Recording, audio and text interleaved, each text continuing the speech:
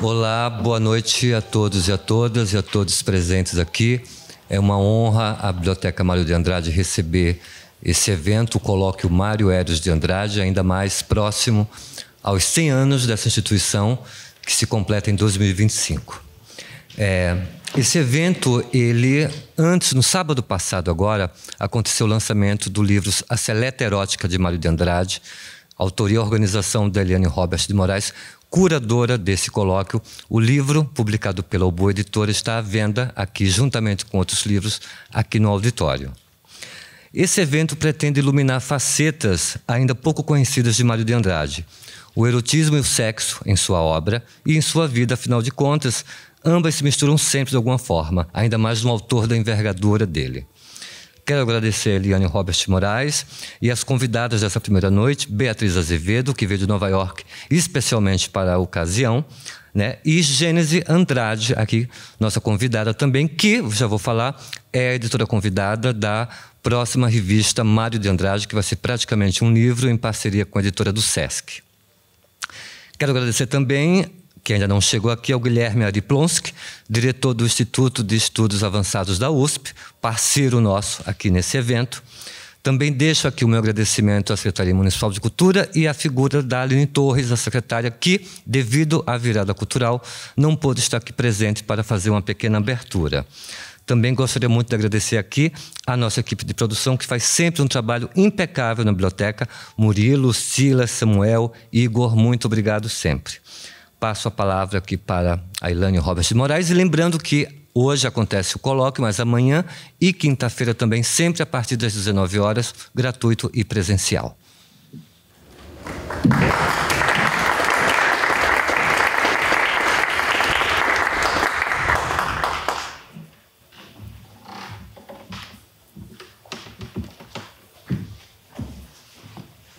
Boa noite. Quero agradecer a presença de todo mundo que está aqui, dizer que estou muito contente com essa oportunidade e vim hoje mais para ouvir do que para falar. Então, só assim, quero agradecer aqui a equipe da biblioteca, quero agradecer minhas editoras da UBU e também ao IEA. Né? Esse livro é um livro, finalmente eu estou aqui representando o livro, mas esse é um livro do Mário de Andrade e é um livro que foi assim efetivamente feito em equipe. Ele ainda está sendo feito, né? Quer dizer, esse evento, esse encontro da gente aqui hoje, para mim é uma continuidade do livro. Então, uma alegria poder estar assim, com essa repercussão de um escrito que finalmente não é meu, mas é o escrito do Mário, que eu tive a alegria, né, de poder ouvir o erotismo do Mário, organizar um pouco aquilo que ele escreveu e trazer aqui. E contei com essa parceria com a UBU, que transformou isso num objeto muito bonito, que é o livro. Ter trabalhado com a erótica de Mário neste momento foi assim um privilégio tão grande que eu acho que não tenho assim palavras para dizer o que isso representou, porque ter trabalhado com erótica de um autor, não é, da magnitude do Mário, do quilate dele, no momento que nós estamos vivendo, foi assim um privilégio incrível. Finalmente, assim, esse livro, num certo sentido, ele é filho da pandemia.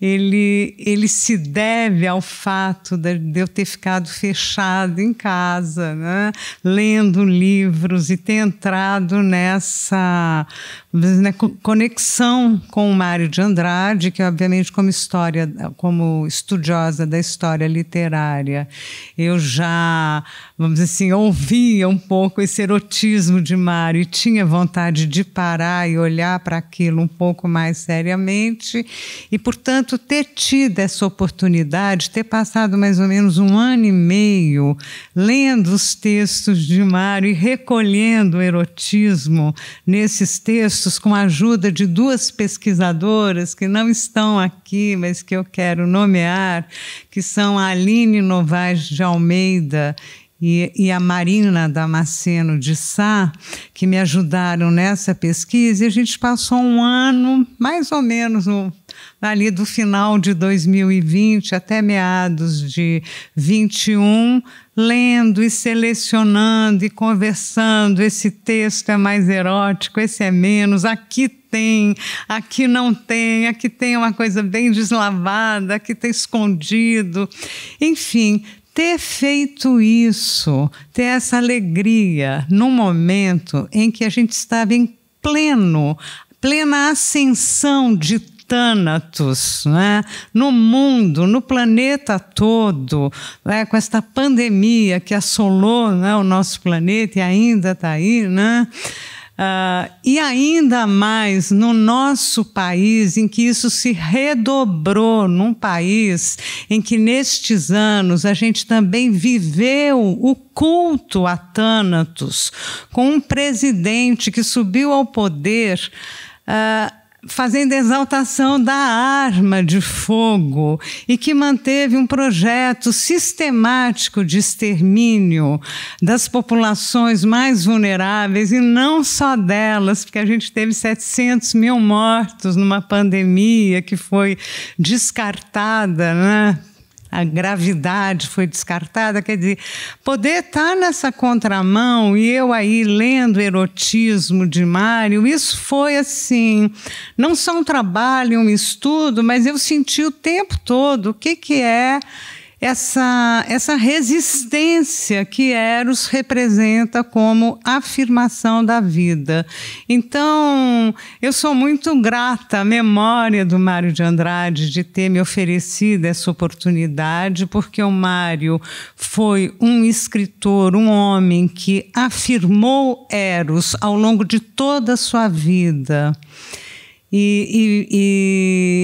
Sem nenhuma ingenuidade, sem nenhum oba-oba, isso aí não é assim comercial de TV.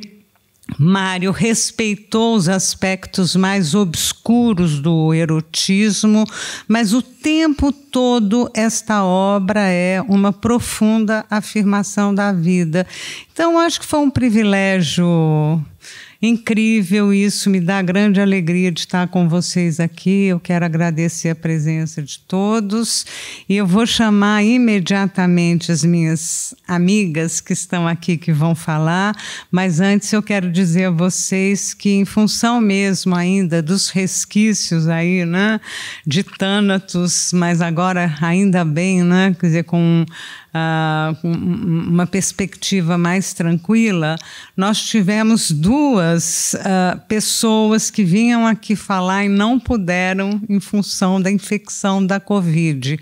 Estão super bem, estão legais, mas não vieram em função de teste positivo. Hoje, a Verônica Stiger, que é uma grande amiga, é uma mulher assim que eu admiro muito, uma escritora maravilhosa. Verônica fez a adaptação do Macunaíma para o musical da Bia Lessa, que passou em 2019, e muito animada, e infelizmente a Verônica não pôde vir em função aí de um teste positivo.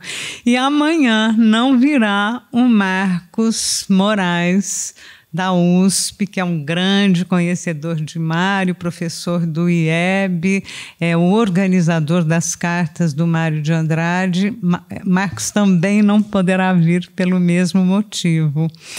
E eu quero agradecer, então, muito hoje a Gênese Andrade, que é grande conhecedora do modernismo, tem feito trabalhos incríveis, eu já vou falar dela para vocês, que assumiu, não é, o lugar de palestrante, e amanhã o Roberto Zular, que também é um grande conhecedor do modernismo e que está assumindo o lugar de palestrante. E pedir desculpas a vocês, porque não é a Gênese que vai mediar, mas você e eu. E então eu vou pedir aqui para a Gênese e a Beatriz subirem aqui, vou apresentá-las e a gente vai começar a conversar.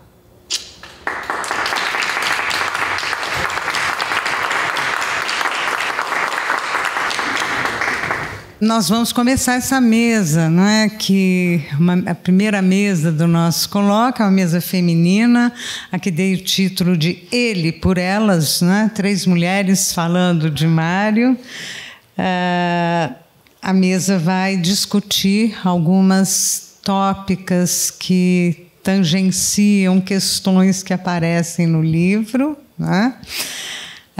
Eu acho que vou fazer um pouco de surpresa, não vou contar o que elas vão falar, não. Eu vou deixar assim uma coisa mais de surpresa. Nós vamos começar com uma rapidíssima intervenção da Beatriz. Vou passar a palavra para a Gênese.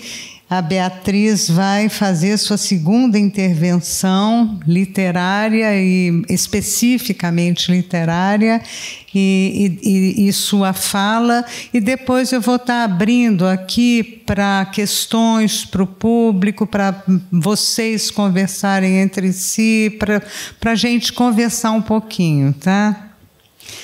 Então, começando aqui por ordem alfabética, a Beatriz Azevedo é compositora, é performer, é cantora, é ensaísta, ela é doutora em artes pela Unicamp e mestre em literatura comparada pela USP e é atualmente pesquisadora de pós-doutorado na Unicamp com auxílio da FAPESP.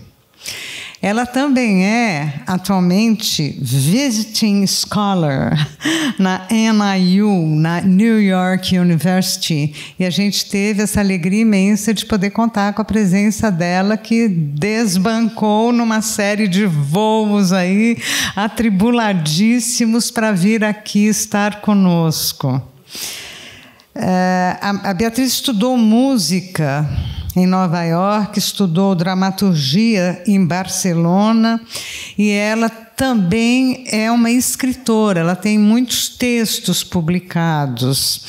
Ela escreveu Antropofagia, Palimpsesto Selvagem, em 2016, Abracadabra, em 2019, Idade da Pedra, em 2002, gravou os discos Clarice Clarão, com Moreno Veloso e participação de Maria Bethânia.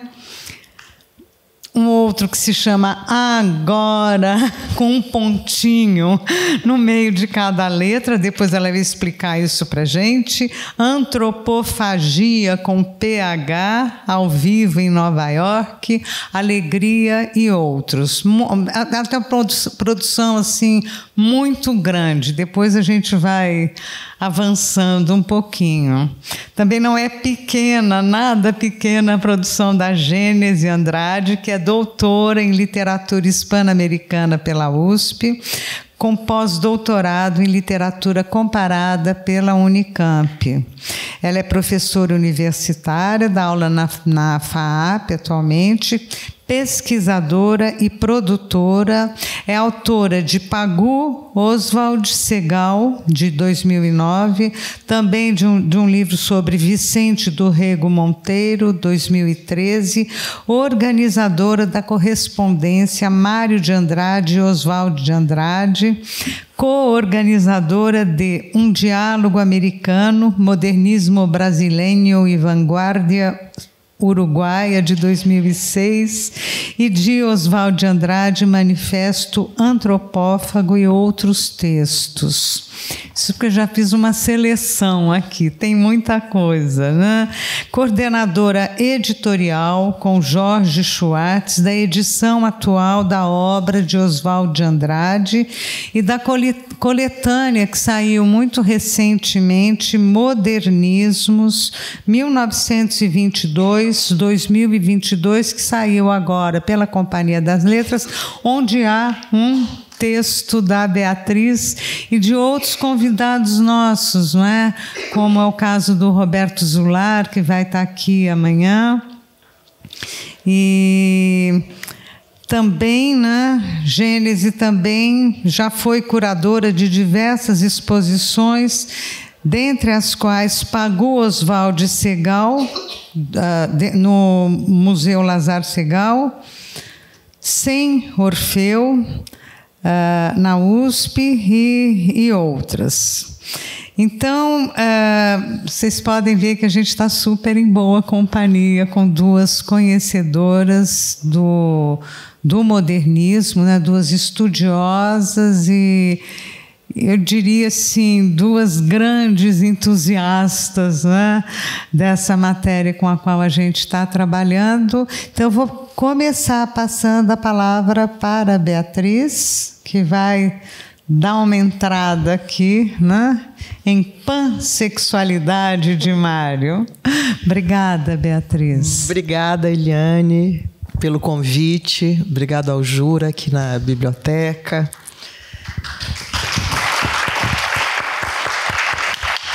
Obrigada, Gênese. Então, é realmente uma alegria poder estar com mulheres que eu admiro tanto, que eu respeito tanto e que eu li a minha vida inteira. Eu lembro do primeiro artigo que a Nani escreveu sobre Hilda Hilst, e eu era uma adolescente que visitava e dormia na Casa do Sol, e lá eu conheci o Jura com a Hilda, me dando livros e uísque aos 12, 13 anos. E li um artigo de Eliane e caí de amores imediatamente. E li tudo que a Gênese organizou e vem organizando do modernismo, e Oswald de Andrade, que é a nossa paixão em comum também, e Mário. Enfim, então, realmente, quando a Eliane me fez esse convite, eu não poderia vir, eu tenho compromissos lá na New York University, mas eu dei um jeitinho maconaímico lá nos gringos e falei, eu vou, e aqui estou. Então, muito obrigada por me receber, por me convidar. Então, um poema do Mário que eu queria começar aqui, abrindo, vamos ver se dá, chamado Pansexualidade.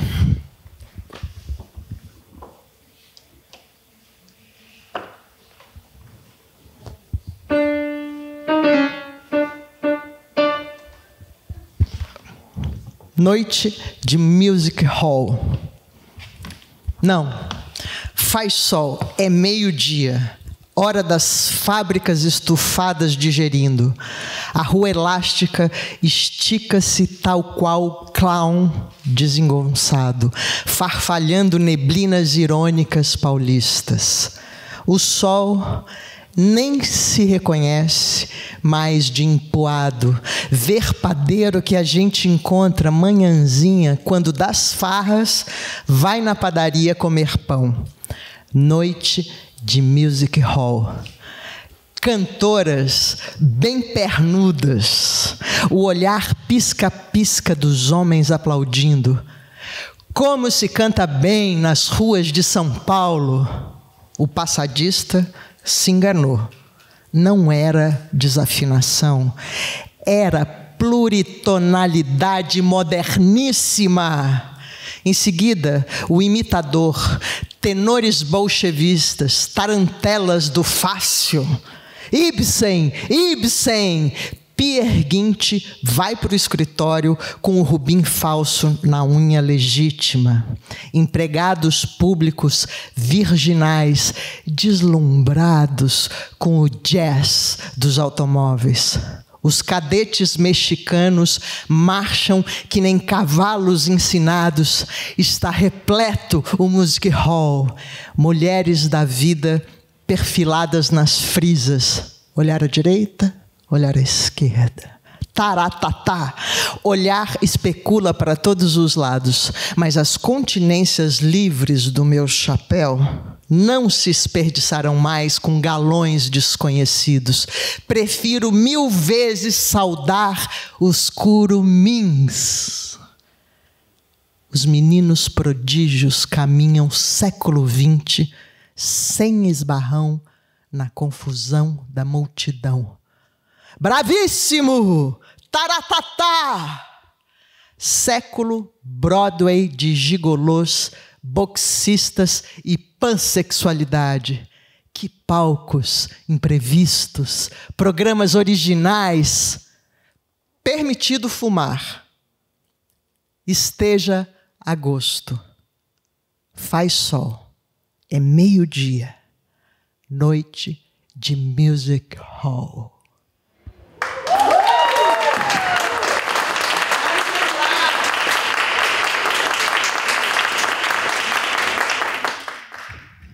Obrigada, Beatriz. Começamos com pansexualidade, então eu vou passar a palavra para a Gênese, te agradecendo muito a presença aqui. Olá, boa noite a todos. Agradeço imensamente a Eliane pelo convite para estar neste evento.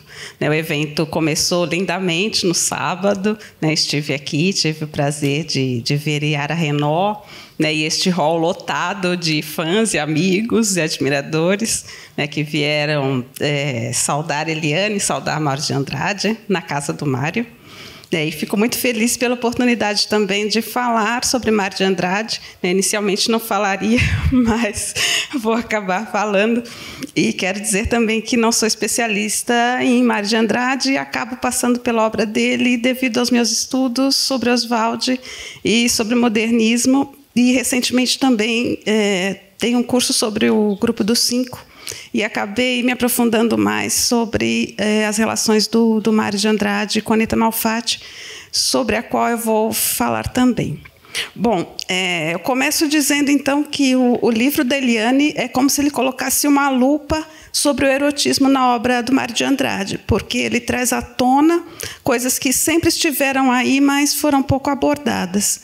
E, dessa maneira, o livro dialoga com os estudos do César Braga Pinto, que coloca uma lupa sobre como a crítica aborda a sexualidade do Mário, tentando encobrir a homossexualidade. E esses dois estudos, então, deixam evidente que o Mário lidava com o tema, tanto da sexualidade como da homossexualidade, de forma conflitiva, mas não deixava de abordá-lo. A apresentação que a Eliane faz no livro é um longuíssimo ensaio de fôlego, que deixa muito claro como o Mário passa pelo explícito e pelo implícito, e como ele diz algumas coisas e, ao mesmo tempo, encobre outras e desvia delas, mas as coisas estão ali para ser vistas, discutidas, e isso é importante que estimule novas reflexões, novos estudos, e esse é o principal objetivo do livro dela, que já é um estudo de fôlego que vai abrindo nossos olhos para novas leituras, além das próprias que ela apresenta. É um pouco inspirada nisso que eu vou fazer um comentário sobre 4 poemas de Paulicéia Desvairada, e depois sobre a relação do Mário de Andrade com a Anita Malfatti. Ao fazer essa abordagem, eu vou acabar transitando pelas questões que são tensas entre o público e o privado, na medida em que eu vou falar de textos que ficaram inéditos e vou falar também da correspondência, que não é escrita para ser publicada, mas acaba sendo publicada, e é importante para as nossas reflexões, para os nossos estudos, mas nós sempre ficamos um pouco receosos quando nos aventuramos por esses espaços que são do privado e não do âmbito público. Vou pedir, então, para projetar o PDF que eu enviei. Eu estive estudando textos que Oswald de Andrade e outros escreveram em 1920 e 1921, antes da Semana de Arte Moderna, mas já mostrando um desejo de divulgação de uma arte nova. E, nesses textos do Oswald de Andrade, do Menotti Del Picchia, eram citados versos de Paulicéia Desvairada antes que o livro fosse publicado. E me chamaram a atenção esses versos que eram citados. E esses versos, curiosamente, fazem parte de poemas em que o erotismo é muito forte. 3 deles foram publicados realmente em Paulicéia, um deles está na Seleta, que a Eliane organizou, e um deles ficou inédito, até hoje inédito. Então, começando então pelo poema Inspiração, eu queria que passasse para a terceira imagem, por favor. Está aí. É o poema que está em Paulicéia Desvairada, que é bastante conhecido, né? São Paulo, comoção da minha vida. Ele é citado pelo Oswald de Andrade em um texto publicado no Jornal do Comércio em 12 de junho de 21.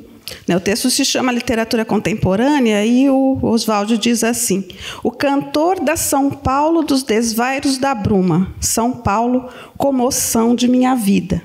E nós vemos neste poema a sugestão da sensualidade, né, e o verso, os meus amores são flores, né, que daria para despertar várias reflexões que eu não vou fazer aqui porque seria precipitado abordar esse verso isoladamente e talvez fizesse uma leitura tendenciosa, né? Mas eu acho que nós não podemos perder de vista este verso que diz: os meus amores são flores, né? E que é um verso pouco citado quando se fala nesse poema Inspiração, né? Se fala da parte inicial principalmente, né? E da questão do Arlequinal.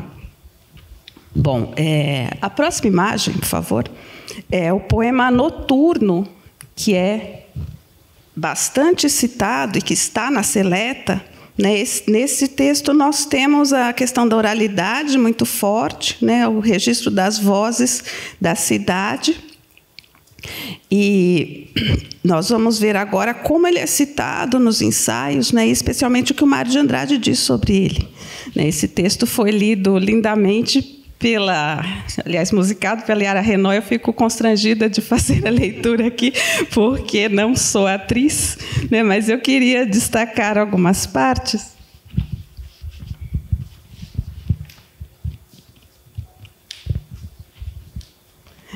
O começo, então, luzes do Cambuci, pelas noites de crime, calor, e as nuvens baixas muito grossas, feitas de corpos de mariposas, rumorejando na epiderme das árvores. Gingam os bondes como um fogo de artifício, sapateando nos trilhos, cuspindo um orifício na treva cordical. Vou passar agora para a última estrofe do lado direito. Luzes do Cambuci, pelas noites de crime, calor, e as nuvens baixas muito grossas, feitas de corpos de mariposas, rumorejando na epiderme das árvores. A imagem seguinte, o texto continua: um mulato cor de ouro com uma cabeleira feita de alianças polidas. Violão, quando eu morrer, um cheiro pesado de baunilhas, oscila, tomba e rola no chão. Ondula no ar a nostalgia das baias. E os bondes passam como um fogo de artifício, sapateando nos trilhos, ferindo um orifício na treva cordical.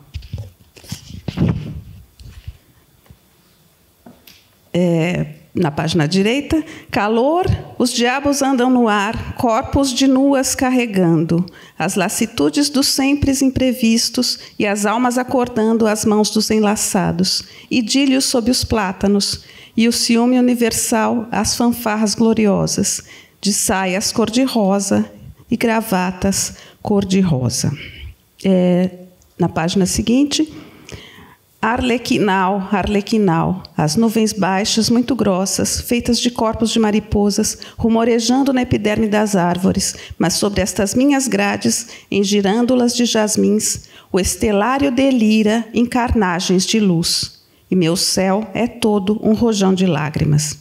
E os bondes riscam como um fogo de artifício, sapateando nos trilhos, jorrando um orifício na treva cordical. Bom, este poema, então, é citado pelo Oswald de Andrade, nesse mesmo texto, Literatura Contemporânea, né, e o Oswald diz assim: seus versos estranhos, onde nas noites do Cambuci, e aí ele cita, os bondes sapateiam nos trilhos ou projetam orifício de luz nas trevas cordical. E um pouco mais adiante, em outubro de 1921, o Oswald de Andrade vai para o Rio de Janeiro, na chamada caravana que se dedica a fazer contato com os modernistas cariocas. Então, são Mário Oswald e Armando Pamplona, que vão ao Rio. Vão se encontrar com Manuel Bandeira, Ronald Carvalho, Sérgio Buarque.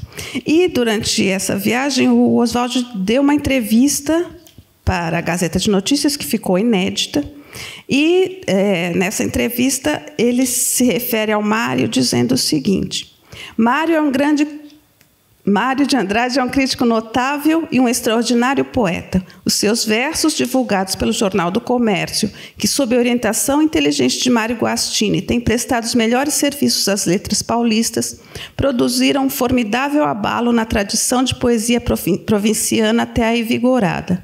Ele descende de Whitman, Laforgue, Apollinaire e Govone, e a sua arte atinge admiráveis arrojos. E aí ele cita os versos: o estelário delira em carnagens de luz, e o meu céu é todo um rojão de lágrimas. Saindo do âmbito Oswald, nós vamos encontrar a primeira carta que o Bandeira manda ao Mário de Andrade.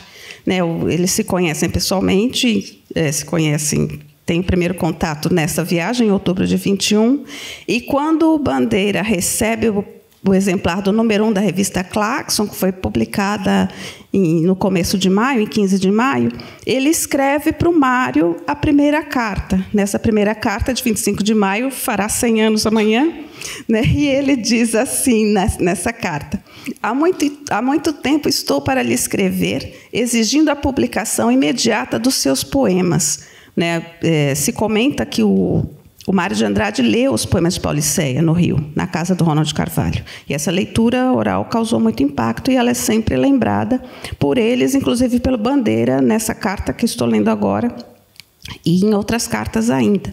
Então, o Bandeira diz que já queria escrever a ele há muito tempo, e aí ele diz: tinha saudades cruéis do oratório, que é o poema As Infibraturas do Ipiranga. Depois ele diz: no número 1 de Claxon, li coisas suas que mataram e reavivaram mais mordentes as lembranças das luzes do Cambuci, da batata assada ao forno. Faça o favor de cantar. Então ele lembra da declamação do Mário. E o Mário de Andrade diz na carta a Augusto Meyer, em 1928, fazendo comentário sobre o Noturno, nesse trecho também está na Seleta, ele diz assim: sobre só o Noturno, que está na Pauliceia, foi escrito no janeiro seguinte. O Mário diz que começou a escrever Pauliceia em 1920, se diz que é no segundo semestre, a data que consta no livro é dezembro de 20, e ele diz que só o poema Noturno foi escrito no ano seguinte, em janeiro de 21, por influência de uma noite pasmosa de ardor sexual, procurando uma mulherzinha no bairro do Cambuci. Então, não é por acaso que este texto está na Seleta, e não é por acaso que ele é lembrado e causa impacto nessas pessoas que leram antecipadamente ou ouviram antecipadamente a leitura de Pauliceia Desvairada. O outro poema que é comentado por eles é o poema Tu, que vocês veem aí. Este poema foi transcrito integralmente pelo Oswald de Andrade no artigo Meu Poeta Futurista, que é o primeiro texto sobre o Mário e a Pauliceia, que causou muita discussão, muita polêmica. E é curioso que um único poema de Pauliceia publicado causou muito escândalo. O único poema integralmente publicado antes que o livro saísse. Neste texto, que é de maio de 1921. Então, o poema Tu foi transcrito integralmente. Se nós compararmos o que está no artigo e o que está no livro, Pauliceia tem algumas pequenas diferenças. Eu vou ler aqui a partir do que está no artigo de jornal. E aí vocês, acompanhando a publicação, vão ver uma outra coisa que é diferente. E é um poema bastante sugestivo, a sensualidade é muito forte, a questão do desejo, e tem vários elementos fálicos. Então, o poema é assim: morrente chama esgalga, mas morta ainda no espírito, espírito de fidalga que vive de um bocejo entre dois galanteios e de longe em longe uma chávena de treva bem forte. Mulher mais longa que os pasmos alucinados das torres de São Bento. Mulher feita de asfalto e de lamas de várzea, toda insultos nos olhos, toda convites nessa boca louca de rubores. costureirinha de São Paulo, ítalo franco luso brasílica saxônica, amo os teus ardores crepusculares, crepusculares e por isso mais ardentes, bandeirantemente. Lady Macbeth, feita de névoa fina, pura neblina da manhã. E a próxima imagem. Obrigada, Amara. Mulher que és minha madrasta e minha irmã, trituração ascensional dos meus sentidos, risco de aeroplano entre Mogi e Paris, pura neblina da manhã.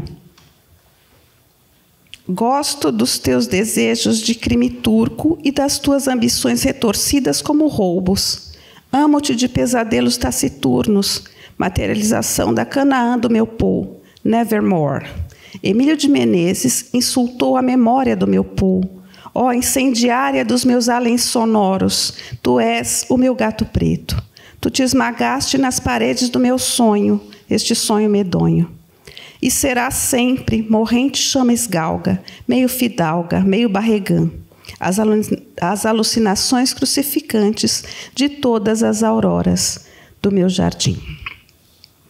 Então vejam aí este poema que Oswald escolheu para ilustrar o artigo sobre o meu poeta futurista. O próximo e último poema de Paulicéia, então, seria o primeiro. Queria que voltasse, por favor, para a primeira imagem. Este poema é curioso porque, à medida em que eu lia os textos publicados pelo Oswald e pelo Menotti, aparecia a imagem do Parsifal. E eu fui procurar na Paulicéia Desvairada qual era o poema que trazia Parsifal e não achei.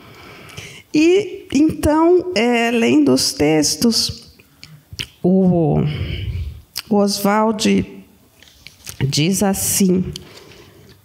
Ainda no texto do meu poeta futurista, o artigo começa dizendo: é longo como um círio e evoca para as minhas meditações um cálice do Graal suspenso nos lábios ávidos da Grou babilônica, que é esta cidade de 1000 portas. Chama-se, não posso lhes contar o nome simples, proibiu-me o casto, o bom, o tímido. Contar-lhe-ei a figura e a arte. Esse lívido e longo Parsifal bem educado é conhecido pelo seu saber crítico. Isso no texto de 27 de maio de 21.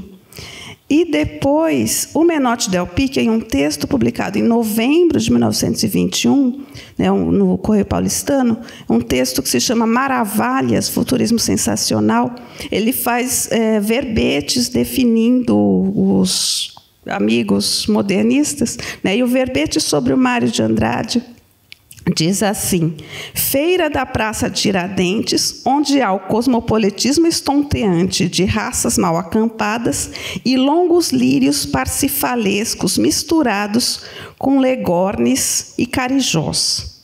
Então, tanto o sírio como o lírio, que são mencionados aí, têm conotações fálicas, e tem a figura do Parsifal, que é o cavaleiro que sai em busca do Graal, que é o cálice sagrado, que é o símbolo do anseio e da redenção. Esse mito tem várias fontes, aparece em várias culturas, faz parte do ciclo arturiano, dos Cavaleiros da Távola Redonda. Há narrativas nas quais Wagner se baseou para fazer a ópera Parsifal, que estreou em 1882. E ele é relacionado também à busca da sabedoria e à busca de si mesmo. E Parsifal significa inocente e casto, como é também o cavaleiro na ópera. E é essa imagem do casto que o Oswald de Andrade destaca no artigo.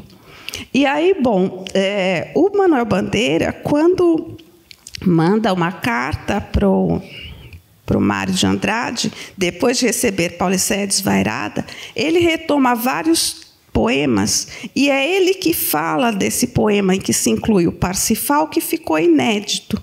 Então, a carta é de 3 de outubro de 22, ele diz assim: recebi Paulicéia Desvairada, vou falar com franqueza dos seus poemas tão belos e tão estranhos. Quando os ouvi lidos por você, senti-me arrastado pelo aluvião lírico do desvairismo. O oratório, o noturno e outro poema que você suprimiu. Louco entre os loucos, eu sou Parsifal. Esse é o último verso do poema. E aí ele diz: esses textos todos deixaram em mim a ressonância de inumeráveis harmônicos. Tinha realmente ânsia de lê-los. A leitura faltou-me a sua voz, que me fazia aceitar encantatoriamente coisas que me exasperam neles. O que me exaspera? O desvairismo gongórico. E aí ele cita versos do poema Tu. Ó incendiária dos meus alens sonoros, alucinações crucificantes de todas as auroras do meu jardim. E então eu achei o poema porque o Mário de Andrade deu para o Bandeira um outro exemplar de Paulicetes Vairada em 1933, e nesse exemplar ele escreveu o poema, e essa imagem que vocês veem aí. Essa edição de Paulicé, então, dedicada ao Bandeira, está disponível na Biblioteca Digital Mindlin, né, na BBM. Né, e foi por isso que eu pude trazer a imagem para vocês. Né, tem trechos que são ilegíveis, né, mas se vê aí a dedicatória. O Mário escreve ao Manuel Bandeira, acrescentando neste reenvio de 1933 o poema narcisista que omiti na edição. Então, o poema começa assim: eu tenho um orgulho louco de ser louco varrido, tenho a certeza de ser mais um pouco mais louco que todos os loucos. Que me importa se os outros loucos me chamam o grão louco varrido? Aí tem uma palavra que eu não decifrei, e aí depois ele diz: sou mais varrido que os outros, sou mais limpo e sou mais oco. Não vou ler todo, na página seguinte o poema continua, está um pouquinho mais legível, e ele diz: que me importa que me chamem louco, louco mais louco que os outros, louco varrido? Se sou mais varrido que os outros, sou mais limpo e sou mais oco. Se sou mais limpo, os badalos dos martírios batem em mim, tirando um som mais longo. Se sou mais oco, as filhas do destino riem por mim, tirando um som mais longo. Quem é louco não canta versos roucos. Suas ideias têm o gemido, mais simples e mais natural. Eu sou o mais louco dos loucos. Loucos entre loucos, sou Parsifal. Então, vejam que este poema causou muito impacto, foi citado, como eu disse, pelo Oswald, pelo Menotti, pelo Bandeira, mas foi suprimido pelo Mário. Eu não encontrei na correspondência do Bandeira nenhuma menção ao recebimento dessa edição, desse poema, nem outros comentários sobre esse poema. E fica aí a pergunta sobre o que levou Mário de Andrade a omitir, a descartar esse texto que não foi incluído depois em nenhuma outra edição das poesias que o Mário publicou em vida, e nem mesmo depois, que eu saiba, nas edições que foram feitas mais recentemente, esse poema foi incluído. Pode ser que o Mário não tenha gostado de ter sido associado ao Parsifal, embora ele mesmo tenha feito essa associação, mas é importante lembrar também que, nesse momento, o Mário de Andrade, em 18, 19, 20, ele tinha uma relação com a religião muito forte. Estou procurando aqui nas minhas anotações, não sei se eu vou achar, mas ele foi congregado mariano, e ele fez o noviciado na Ordem Terceira do Carmo, em 18. E o de Cavalcante se lembra do Mário de Andrade cantando na procissão. A primeira imagem que o de Cavalcante tem do Mário é de ouvir uma voz que causa muito impacto cantando na procissão. O de Cavalcante morava em uma pensão em Santa Efigênia e via a procissão da janela. E ele diz que um dia ouviu a procissão passando, ouviu uma voz que causou muito impacto, e depois que ele foi apresentado ao Mário, soube então que aquela voz vinha do Mário de Andrade. Isso está em um texto publicado na Folha de São Paulo, em 1943, que se chama 1916. O de Cavalcante se lembra de como era a vida dele na pensão nessa época, quando ele conhece o Mário de Andrade e depois vai conhecer os outros modernistas. Bom, sobre Pauliceia, então, eu paro por aqui. E eu vou falar agora sobre a relação do Mário com a Anita Malfatti. Se eu estiver falando demais, você me avisa, por favor. Eu vou, talvez, encurtar um pouco a minha fala, e, se for preciso, depois eu volto a ela. Bom, se sabe que o Mário conheceu a Anita Malfatti em 17, quando ela fez a famosa exposição. E eles vão se aproximar, mas vão passar a ser amigos e a se frequentar em 1920. E a Anita vai pintar retratos do Mário, e eles têm uma convivência muito intensa, né? E se diz que a Anita Malfatti se apaixona pelo Mário de Andrade. Só que o Mário de Andrade diz a ela que o que ele sente por ela é apenas uma amizade, né? Os estudos que a gente tem hoje sobre a relação do Mário com a Anita Malfatti sempre se voltam para a questão da amizade e sobre a apreciação que o Mário de Andrade fazia da obra da Anita Malfatti como pintora, né? Mesmo os textos da Marta Rossetti Batista não passam por essa questão de uma possível relação amorosa que interessava a Anita Malfatti, mas não ao Mário. Isso é muito curioso, porque isso é muito forte na correspondência, não só na correspondência da Anita Malfatti, na correspondência do Manuel Bandeira com o Mário de Andrade, isso também aparece. E é uma questão que acabou sendo um tabu, como é a questão da sexualidade do Mário de Andrade. Bom, vou ter que correr muito. Eu tinha separado aqui o primeiro texto que o Mário de Andrade escreve entre 21 e 22, que se chama No Ateliê, né, que é um texto no qual ele descreve a sessão em que a Anita Malfatti pinta o primeiro retrato dele. Agora, vamos para as imagens que estão depois dos textos, por favor. E nesse texto, que se chama No Ateliê, ele descreve a chegada da Anita Malfatti e um clima... esse da esquerda, que é o primeiro retrato. Um clima que se cria enquanto ela está pintando, né? E ele está sendo observado e está sendo retratado. Ele diz, pintava de cor, trêmula de ânsia, gloriosa de força divinatória. Suas cores eram fantasmagorias simbólicas, eram sinônimas. Por trás da minha face longa, divinizada pelo traço do artista, um segundo plano arlequinal, que era a minha alma. Tons de cinza, que eram minha tristeza sem razão. Tons de ouro, que eram minha alegria milionária. Tons de fogo, que eram meus ímpetos entusiásticos. Bom, depois ele vai descrevendo como a sensação que causava a ele se ver retratado, né, o clima que havia e como a Anita pintava de uma forma muito apaixonada, né? Não vou poder me deter. Esse texto está na correspondência do Mário para a Anita, que foi publicada pela Marta Rossetti, né? O que nós temos publicado até agora é só essa parte, Mário para Anita, e não Anita para Mário, né? O conjunto está no prelo e deve ser publicado em algum momento. Bom, nas cartas, só vou mencionar, não vou ler as cartas, o Mário de Andrade manda poemas para Anita Malfatti, poemas manuscritos, e ele manda o poema Noturno, né, que nós já vimos, no qual a questão da sensualidade, sexualidade e desejo é muito forte. E se diz que, quando a Anita Malfatti vai para a Europa, ela manda do navio uma carta na qual ela se declara para o Mário de Andrade. E depois ela pede que o Mário destrua essa carta.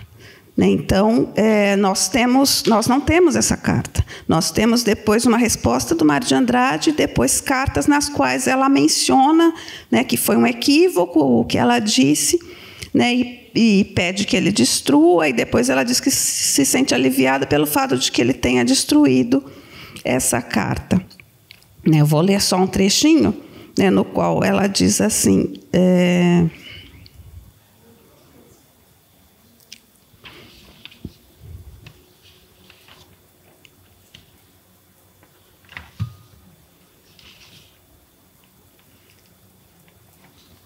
Bom, eu vou passar mais para frente. Achei. Ao partir, toda a minha grande amizade tomou o aspecto de um grande amor. Ao passar o mareu, passou a atitude sentimental, mas ficou o horror da carta. Quando a tua carta chegou, triste de precisar dizer-me que não podias corresponder a tais lirismos, ri-me, Mário. Ri-me com tanta camaradagem que certamente terias rido comigo ao ver-me. Houve um tempo, porém, que isto nos teria magoado. Tens uma maneira muito exagerada de expressar teus sentimentos, por gesto, palavra e a célebre facilidade literária. Eu não soube distinguir o sentimento do coração da atitude artística. Ao sentimento exaltado, belíssimo, que davas o nome de amizade, Mário, eu correspondi ao pé da letra, mas ultrapassou o limite da amizade e ficou uma coisa terrível, exigente e falsa neste caso. Eu não sou inteligente de coração e custei um pouco mais a compreender. Eis meu erro, meu querido. Bom, o Mário de Andrade comenta com a Henriqueta Lisboa essa questão, né? A carta do Mário para a Henriqueta está na Seleta. E depois nós temos uma carta do Manuel Bandeira para o Mário de Andrade, dizendo que a Zina Aita pediu ajuda a ele para esclarecer essa relação entre o Mário e a Anita Malfatti, porque a Anita Malfatti estava apreensiva sem saber se a carta que ela havia mandado havia chegado ao Bandeira e não sabia se ele não havia querido responder ou se a carta havia se perdido.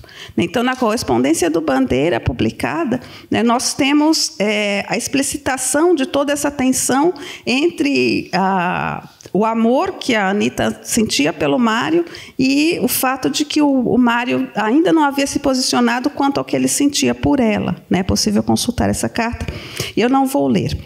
Bom, o Mário manda outros poemas para Anita Malfatti, em outras cartas, poemas nos quais a questão da sexualidade é muito forte.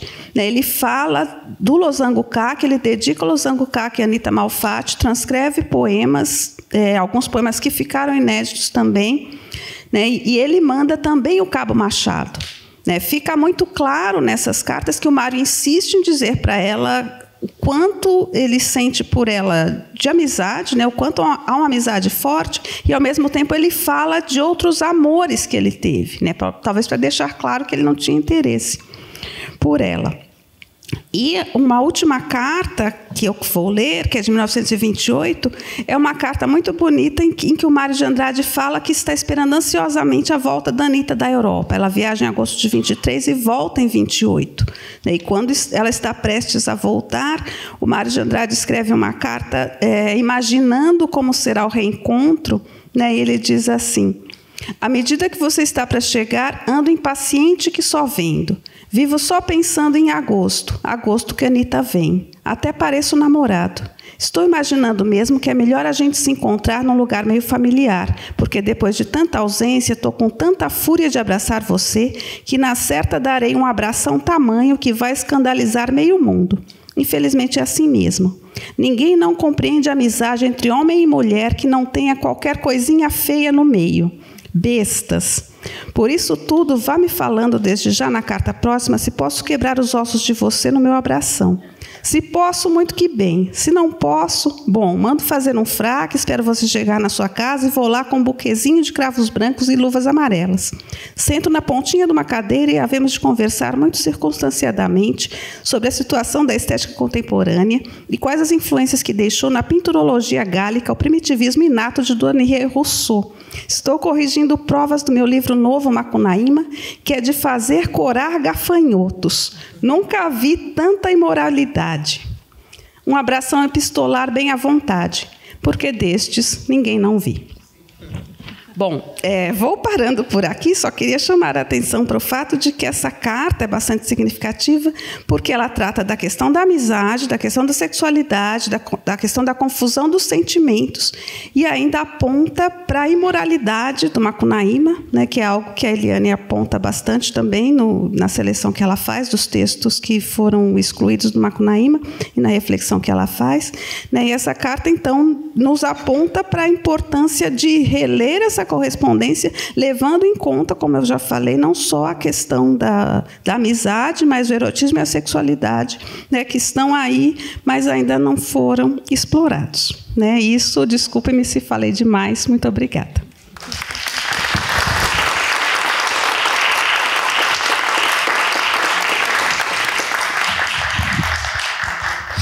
Obrigada, Gênese. Assim, anotei um montão de coisa aqui, em especial esta coisa de fazer corar gafanhotos, né? Que é linda. E eu acho que você tocou agora também nessa... quer dizer, tem um deslizamento... Na expressão do Mário, entre amizade, amor e erotismo, ali não tem uma coisa que fica um pouco sem fronteiras, né? E ficou muito claro aqui acho que tanto na leitura dos poemas que você fez, como também nessa relação com a Anitta, que tem isso, né? Assim, tem uma zona ali opaca e isso aparece de uma forma muito bonita, né, na literatura dele. Muitíssimo obrigado. Então, eu vou passar a palavra para a Beatriz agora, para a gente continuar. E o que você prefere, Eliane? Que é mais um poema de Mário? Que eu vá para o ensaio? Você que coordena o roteiro e o timing todo. Não, acho que seria ótimo se você trouxer mais um poema e falar também... e trazer também o que você preparou de ensaio, assim. Tá muito bom te ouvir. Então eu vou fazer a conexão desse texto maravilhoso que está no livro que... Opa! Obrigada. É para eles ali, porque vocês aqui me escutam, né? Tá. Tem essa coisa... É bom, obrigada, Florência, porque... Esse texto, que está muito bem estudado pela Eliane no livro, em que o Mário fala da tribo dos Pacaa novos, né? E o título é maravilhoso, chama A Virgindade da Orelha. E como a Eliane, no convite, encomendou que eu também fizesse uma articulação entre Oswaldo e Mário, imediatamente eu me lembrei daquela frase espetacular do Oswaldo em que ele diz: a gente escreve o que ouve, nunca o que ouve. E com essa, por isso que eu vou ler então a Virgindade da Orelha aqui para ficar evidente essa conexão entre Mário e Oswaldo. A tribo dos Pacaás novos. Ontem, no passeio de lancha, tivemos ocasião de visitar a tribo dos Pacaás novos, bastante curiosa pelos seus usos e costumes. Nem bem estávamos a 1/4 de légua da tribo, já principiou nos comovendo bem desagradavelmente um cheiro, mas tão repulsivo que só com muito trabalho consegui vencer. Chegando até o mocambo, infelizmente, minhas companheiras de viagem desistiram de ir ver, o que faz com que não possam testemunhar tudo quanto admirei. Quando iam chegando, uns curumins, brincando no trilho, deram um alarme de maneira muito estranha, sem um grito. Saltavam, movendo as perninhas no ar com enorme rapidez e variedade de gestos pernis. Imaginei que era medo de gente branca. Mas não era, não. Nem bem avistei a taba, foram saindo das casas e me cercando sem a menor cerimônia um mundo de homens e mulheres espantosamente trajados.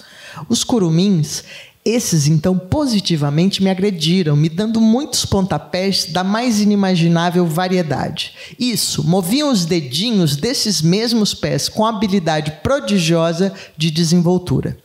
Por causa da minha profissão de professor de piano, me pus observando principalmente o movimento do 4º dedo.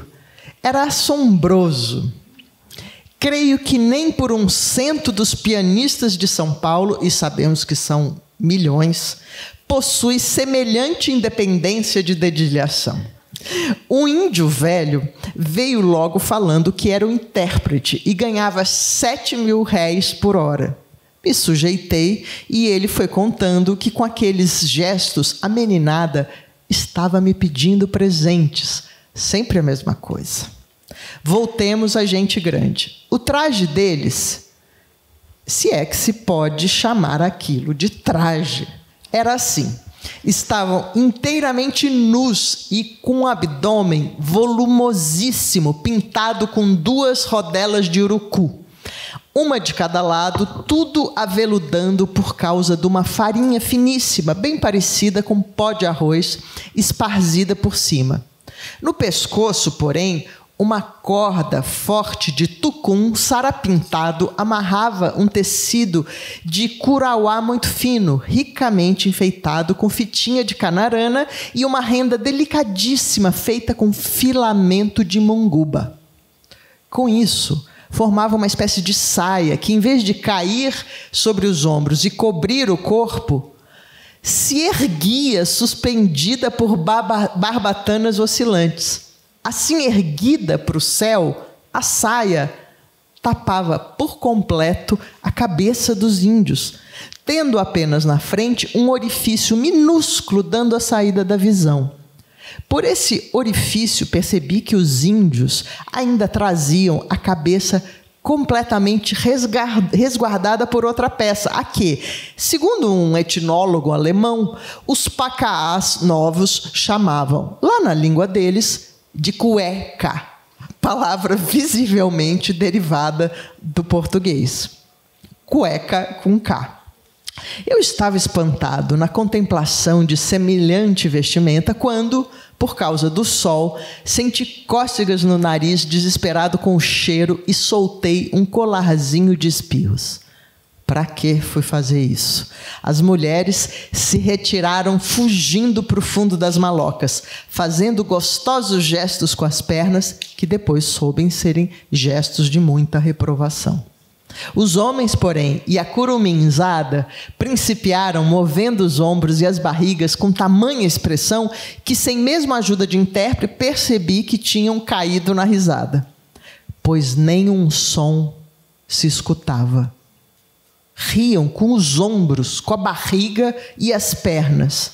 Aliás, os gestos que faziam, principalmente com as pernas e movimentadíssimos dedos dos pés, eram tão expressivos em pontapés e contorções, repito, de uma variedade inexaurível que eu, bastante versado em línguas, falando o alemão, o inglês, o latim e o russo, com desenvoltura, além dos meus regulares conhecimentos de francês, tupi, português e outras falas, logo me familiarizei com o idioma dos pacaás e entendi muito do que estavam pensando e se comunicando. O intérprete, ao mesmo tempo, me explicava os costumes da tribo. Falava baixinho, desagradavelmente, com a boca encostada no meu ouvido, mas assim mesmo os índios davam demonstração de suportarem a custo os nossos cochichos. Os pacaás novos diferem bastante de nós. Para eles, o som oral e o som da fala são imoralíssimos e da mais formidável sensualidade. As vergonhas deles não são as que nós consideramos como tais. O que escondemos por discrição e nossas leis, eles fazem na frente de quem quer que seja, com a mesma naturalidade com que o nosso caipira solta uma gusparada. Porém, espirro, por exemplo, ou qualquer outro som da boca ou do nariz, isso é barulho que a gente solta só consigo, eles consideram. De forma que se um pacaá sente vontade de espirrar, sai numa disparada louca, entra no mato, mete a cabeça na serrapilheira mais folhuda e espirra só, com muita educação. Consideram o nariz e as orelhas as partes mais vergonhosas do corpo, que não se mostra a ninguém, nem aos pais, só marido e mulher na mais rigorosa intimidade. Escutar, para eles, é o que nós chamamos pecado mortal. Falar é o máximo da sensualidade. Se os atos da procriação são de qualquer lugar, hora e presença alheia, isto só não se dá com muita frequência pelo dever moral que eles têm de esconder os gestos excitatórios do amor exclusivamente provenientes da fonação. Existe entre eles uma instituição assimilável ao sacramento do matrimônio, e quando um homem se apaixona por uma cunhã, os dois principiam com assobiozinho da mais delicada sutileza. É um namoro. Um belo dia, o namorado chega na casa do pai da pequena e diz que veio pedir a voz dela. Diz com os pés, está claro, questão de um pontapé bem doído. Se o pai concede, depois de um bacororô, tudo em silêncio e com muita coisa para nós feíssima, o casal novo segue para casa e de portas fechadas principiam numa falação que não acaba mais. Até parecem nordestinos, só que estes não descendem dos pacaós novos, não, descendem de holandeses. No outro dia, ali por volta do meio-dia, os pais da noiva chegam na porta do casal e, sacudindo as paredes, dão aviso da chegada. Então, se a recém-casada bota a boca numa fendazinha do pau a pique e solta um assovio, é que está consumado o matrimônio. Em caso contrário, comem o marido. Falar nisso, o ato de comer também é considerado condenabilíssimo, de formas que os pacaás constroem atrás de suas moradias umas casinhas solitárias, onde tem sempre armazenados milho em pó, banana, jabá e paçoca de peixe, comida habitual deles. Quando o índio da fratria sente fome, esses índios são exogâmicos e se dividem por fátrias para casar. Disfarça, põe reparo se ninguém está olhando para ele e se escafede. Se fecha bem na casinha e come quanto quer. Se acaso acontece outra pessoa da fratria ir para lá comer também e bate na porta fechada, o de dentro põe o dedo mindinho do pé esquerdo entre as folhagens do telhado e mexe ele bem. Frase que aproximativamente corresponde ao nosso tradicional "tem gente". Aliás, essa história de casinhas dá ocasião a muita imoralidade nas crianças. Não é raro os pais pegarem meninos e meninas, até já taludinhos de 8 anos, comendo juntos. Esta é muito por alto a maneira de viver dos pacaás novos. Deixei de contar muita coisa, por exemplo, que é severicíssima entre eles a noção de virgindade, orelha, que são polígamos, etc. Quer dizer, os homens é que são polígamos, as mulheres são monógamas. Talvez conte outro dia que isso de viagem, por mais divertido que seja o país, sempre há movimentos desinteressantes.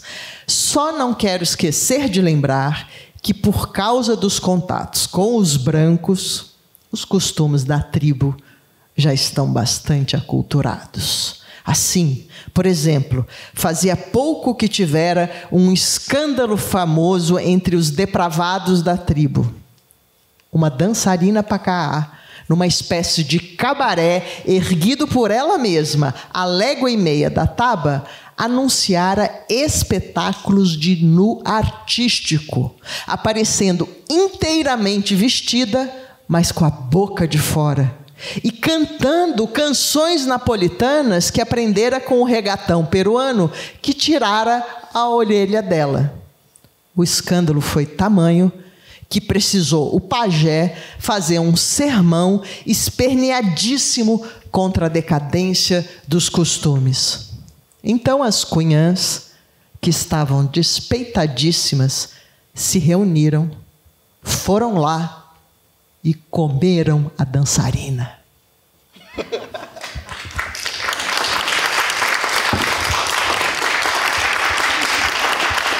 A Eliane podia comentar um pouco esse texto que é magnífico. Aqui temos antropólogos, antropólogas, né? Essa tribo famosíssima dos pacaás novos que não existe, né? Ai, que delícia poder ouvir, né? Justamente a gente estava falando, que delícia essa obscenidade de você nos falar, né? E a gente poder ouvir. Só para lembrar, né, para quem não sabe, que essa é uma passagem do Turista Aprendiz, e é uma dessas passagens geniais, né, que o Mário está ali fazendo um diário de bordo de uma viagem à Amazônia em 1927, e ele vai misturando, né, aquilo que é registro da viagem com ficções que ele vai criando. Então, obviamente que a tribo dos Pacás Novos é uma tribo inventada pelo Mário, né? E aí ele vai fazer toda essa fantasia que inverte, né, a moralidade. E eu queria te dizer o seguinte, né? Quer dizer assim, agora a escuta me fez lembrar como essa passagem, essa criação do Mário é muito parecida com o filme do Buñuel, que é o Fantasma da Liberdade. Eu não sei se vocês conseguem se lembrar desse filme, que é um filme extraordinário do Buñuel, muito nesse clima. Eu acho que é interessante porque a gente está falando de criadores né, quer dizer, de espaços muito distintos, mas a criação é muito parecida, porque no filme do Buñuel, até o Buñuel adora, né, aquela burguesia assim, recebendo em casa e tal. Então, aquela família burguesa que está recebendo os amigos, todo mundo se senta à mesa, todos baixam as calças e vão ali na mesa defecar juntos. E, de repente, uma criança aparece comendo alguma coisa, ela leva uma bronca da mãe e aí alguém sai muito discretamente, vai para um ambiente escondidinho, abre ali um prato e pega uma comidinha e come, enfim. Toda essa inversão aí dos costumes. E é exatamente isso que o Mário faz aí, né? Muito, muito divertido isso, né? Então, é uma das ficções, né, em que essa liberdade, né, esta imoralidade aparece, né, na figura de desmoralidade, né, que são palavras importantes aí para o Mário. Muito bem. E seu livro, né, quando eu comecei a ler o seu ensaio, a sua introdução do livro, eu já me encantei, e isso, claro que todas as conexões possíveis com também a pesquisa do Oswald e a minha pesquisa da antropofagia, né? Então, se você achar que a gente tem tempo, eu leria. Sim, temos, tá. Eu sou uma mediadora péssima, não tem nem relógio. Mas você que está com tempo aí... Ah, tá. São 8h30, né? Ah, temos sim. Tá bom. Eu acho que é uma questão de 10 minutos a gente atravessa. Pena que a Florência exatamente agora saiu, mas que bom que está no vídeo. Depois vocês contam para ela que eu vou fazer um agradecimento público. Porque, ou seja, o que eu vou compartilhar com vocês aqui agora é um ensaio que eu estou escrevendo para uma publicação fora do Brasil. E ele é fruto dessa pesquisa que resultou nesse livro, que eu trouxe para mostrar para vocês, que é o Antropofagia Palimpsesto Selvagem, que é resultado do meu mestrado, doutorado e a pesquisa sobre antropofagia. E que depois desse livro, eu já escrevi alguns ensaios que trabalham um pouco parecido com esse aqui que eu vou compartilhar em primeira mão com vocês. Como o Manifesto Antropófago do Oswald é um texto, se a Gênese, que também é especialista em Oswald, a Eliane, professora, concordam comigo, é um texto eminentemente utópico. Né? Ali está a utopia do Oswald de Andrade, desse matriarcado de Pindorama, que não existiu historicamente, mas existe na imaginação do Oswald, e as pessoas ficam confusas. Quando que foi o matriarcado de Pindorama? Né? Então, é da mesma forma que o Mário criou a tribo dos Pacás Novos, né? O Oswald criou o seu matriarcado de Pindorama. E eu fiz um artigo que saiu na revista Sala Preta, que é da ECA, da USP, exatamente mostrando como essa utopia do Manifesto Antropófago do Oswald, ela aparece espelhada como a distopia do texto O Rei da Vela, em que tudo já não deu certo, em que o Brasil é um ciclo vicioso de equívocos, né, do capitalismo, enfim, toda a distopia que está no Rei da Vela, o quanto a gente pode espelhar a utopia e a distopia do Oswald em dois textos diferentes. E aqui, com o Mário de Andrade, o que eu estou articulando no cerne do Macunaíma está a carta para as Icamiabas, né? Central. Ali está também o erotismo, né? Aparece grandemente na carta para as Icamiabas. E, se a gente prestar atenção, é uma carta, né? E o manifesto também, o manifesto não é um poema, ele é poético, mas ele não é um poema, ele não é uma crônica, ele não é um romance. Então, eu quis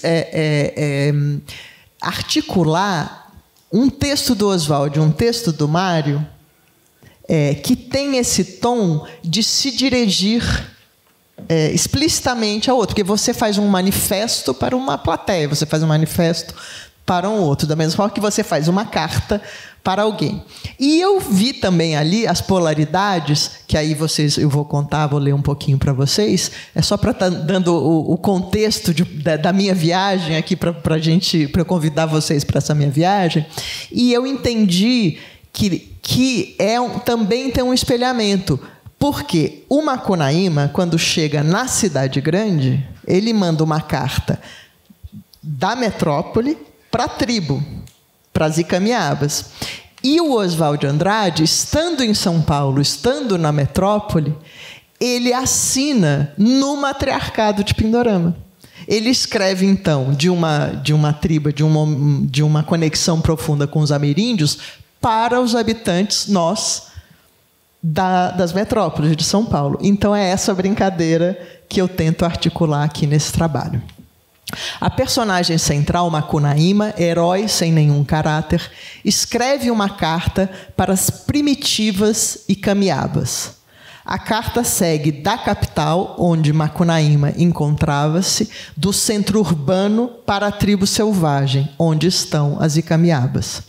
Sabe-se que o nome Icamiabas tem origem tupi. I mais cama mais iabá, significando peito partido. E é a designação genérica dada às índias que formariam uma tribo de mulheres guerreiras que não aceitavam a presença masculina. As Icamiabas formariam uma sociedade rigorosamente matriarcal, caracterizada por índias guerreiras ou ainda mulheres que ignoravam a lei.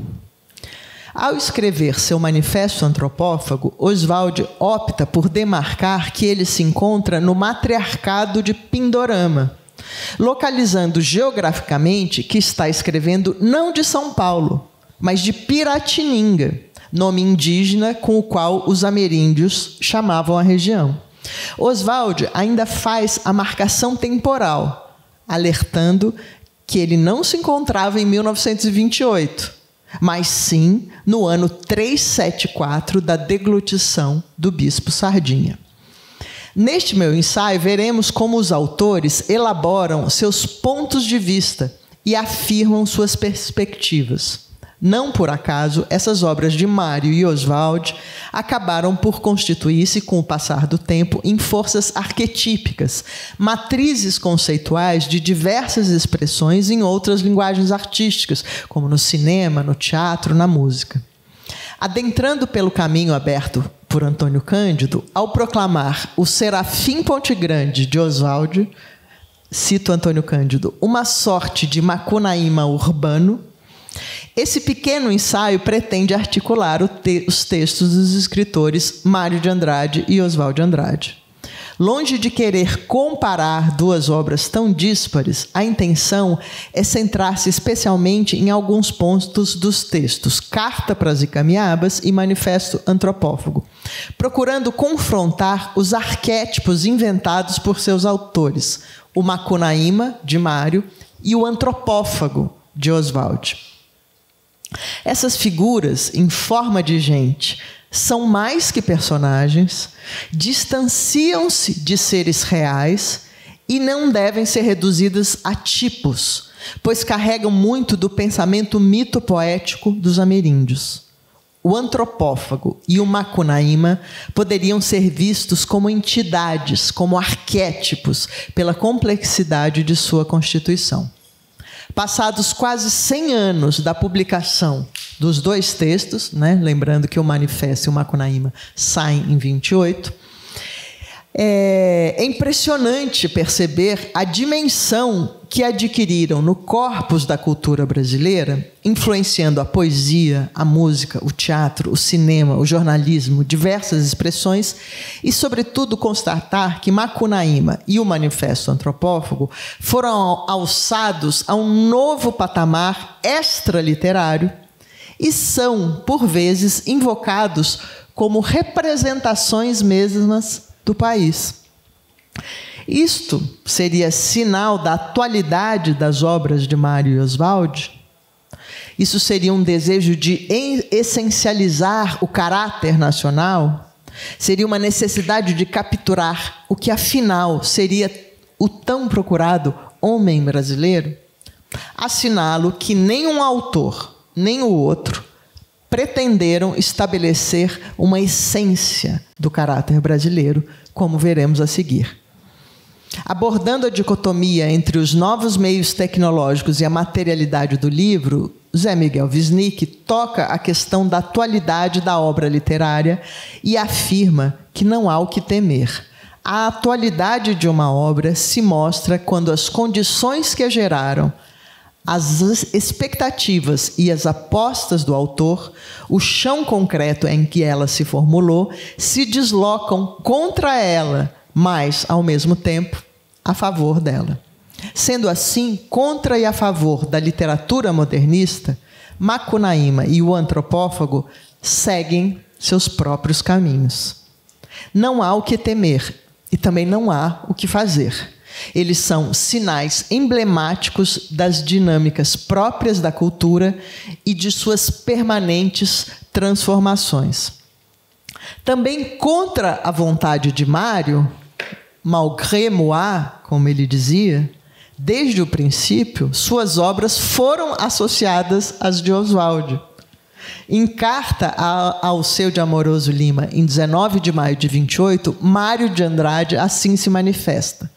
Abre aspas, Mário de Andrade. E vai também a antropofagia, que não sei como é que o Antônio Alcântara Machado não mandou para você. Sobre ela tínhamos muito que falar. Antes de mais nada, não tenho nada com ela, mas já estou querendo bem a ela por causa de ser feita por amigos. Só colaboro. Quanto ao Manifesto de Oswald, nem posso falar que acho horrível, porque não entendo bem. Mas a respeito dos manifestos do Oswaldo, eu tenho uma infelicidade toda particular com eles. Saem sempre no momento em que fico, malgré moi, incorporado neles. O Oswaldo vem da Europa, se pau-brasiliza, e eu publicando só então o meu losango CAC, porque antes os cobres faltavam, virei pau-brasil para todos os efeitos. Tanto assim que, com certa amargura irônica, botei aquele possivelmente pau-brasil que vem no prefacinho do livro. O que eu havia de fazer? Agora vai se dar a mesma coisa. Macunaíma vai sair escrito em dezembro de 28, inteirinho, em 6 dias, em dezembro de 26, inteirinho, em 6 dias, correto e aumentado em janeiro de 27, e vai parecer totalmente antropófago. Lamento um bocado chocado essas coincidências todas. Palavra. Principalmente porque Macunaíma já é uma tentativa tão audaciosa e tão única. Eu não pretendo voltar ao gênero absolutamente. Os problemas dele são tão complexos, apesar dele ser um puro divertimento, foi escrito em férias e como férias, que complicá-lo ainda com a tal da antropofagia me prejudica bem o livro. Paciência. Mário refere-se à revista de antropofagia, liderada por Oswald de Andrade, que publica já no primeiro número, em maio de 28, o anúncio. Isso saiu na primeira revista. Estão no prelo Laranja da China, de Antônio Alcântara Machado, e Macunaíma, de Mário de Andrade. Este anúncio está sintomaticamente na página 2 da revista, exatamente ao lado do Manifesto Antropófago de Oswald, publicado na página 3. O número seguinte da revista, junho de 28, da primeira dentição, estampa na página 3 nada menos que a entrada de Macunaíma, ou seja, o primeiro capítulo do livro de Mário de Andrade. Posso então questionar: como Mário queria não estar associado a Oswald e a antropofagia se ele é parte integrante da revista Manifesto? Bem claro está que não se trata de uma revista qualquer, mas um carro-chefe de intenções. Se observo a estrutura editorial da revista em seu formato tabloide inicial, porque a segunda dentição ganharia outra espacialização, vejo que a página 1 é a capa, a página 2 abriga anúncios numa espécie de expediente e a página 3 é consagrada aos textos formadores, espécie de editorial da revista, de primeiro caderno, onde os articulistas principais escrevem a diretriz central da publicação. Pois, sintomaticamente, ali na página 3, encontramos o Manifesto Antropófago, no número 1, e o Macunaíma, no número 2 da revista. Se Mário não quer aderir à antropofagia, Oswald, por sua vez, adere totalmente ao Macunaíma. No número 5 da revista, em setembro de 28, Oswald assina na revista o artigo Esquema ao Tristão de Ataíde e diz, abre aspas, Hans Staden salvou-se porque chorou. O Clube de Antropofagia quer agregar todos os elementos sérios. Precisamos rever tudo: o idioma, o direito de propriedade, a família, a necessidade do divórcio. Escrever como se fala, sinceridade máxima. O Macunaíma é a maior obra nacional. Você precisa ler. Macunaíma em estado de ebulição. Ainda na revista de Antropofagia, Oswald incensa Macunaíma e associa o livro a seu movimento. Cito, saíram 2 livros puramente antropófagos. Mário escreveu a nossa Odisseia e criou, de uma tacapada, o herói cíclico e, por 50 anos, o idioma poético nacional. É curioso o fato de Mário de Andrade declarar que não entende bem os manifestos, se ele é o poeta que escreveu Sou um tupi tangendo um alaúde e todo um Macunaíma. Talvez por isso Oswald, em tom de brincadeira bronca, publica na revista de Antropofagia número 7, de novembro de 28, na capa, em letras garrafais, abre aspas, saibam quantos, certifico a pedido verbal de pessoa interessada que o meu parente, Mário de Andrade, é o pior crítico do mundo, mas o melhor poeta dos Estados Desunidos do Brasil, do que dou esperança, João Miramar. Mais tarde, Oswald não vai se calar quanto à ambiguidade do então amigo Mário e publica seu desabafo pelo jornal em 29. Oswald, a antropofagia é o programa, é a salvação, é o nervo do dente nacional, do dente que há de comer o Ocidente, sem trocadilho. Termino com um protesto contra a desorientação de Mário de Andrade. Para além das divergências pessoais, o fato é que as convergências entre os 2 autores saltam aos olhos. Em primeiro lugar, estão as próprias fontes, os autores lidos pelos modernistas e tornados matrizes inequívocas de Mário e Oswald. Os poetas praticam um processo de apropriação de textos alheios, presente também nas vanguardas europeias. Mas, vez por outra, aqui, isso era confundido com a noção de cópia. Nesse sentido, a resposta de Mário à crítica de Raimundo Moraes é clara. Cito Mário. Copiei sim, meu querido defensor. O que me espanta, e acho sublime de bondade, é os maldizentes se esquecerem de tudo quanto sabem, restringindo a minha cópia a Koch-Kronberg, quando copiei todos, e até o senhor na cena da boiuna. Confesso que copiei os etnógrafos e os textos ameríndios. Mais ainda, na Carta para as Icamiabas, pus frases inteiras de Rui Barbosa, de Mário Barreto, dos cronistas portugueses coloniais e devastei a tão preciosa quanto solene língua dos colaboradores da Revista de Língua Portuguesa. Fecha aspas. No Manifesto Antropófago de Oswald aparecem as mesmas referências aos textos dos cronistas, assim como textos transliterados de cantos ameríndios e críticas à linguagem bacharelesca de Rui Barbosa e outros. Além das citações aparentes no texto do manifesto, existe a presença implícita do pensamento do filósofo Michel de Montaigne na criação de Oswald. O texto do pensador francês marcou o trabalho de Oswald de Andrade não apenas na referência aos índios tupi, mas também na própria forma de ensaios e a importância dada à violência verbal do diálogo entre o prisioneiro e a tribo no momento do ritual antropófago.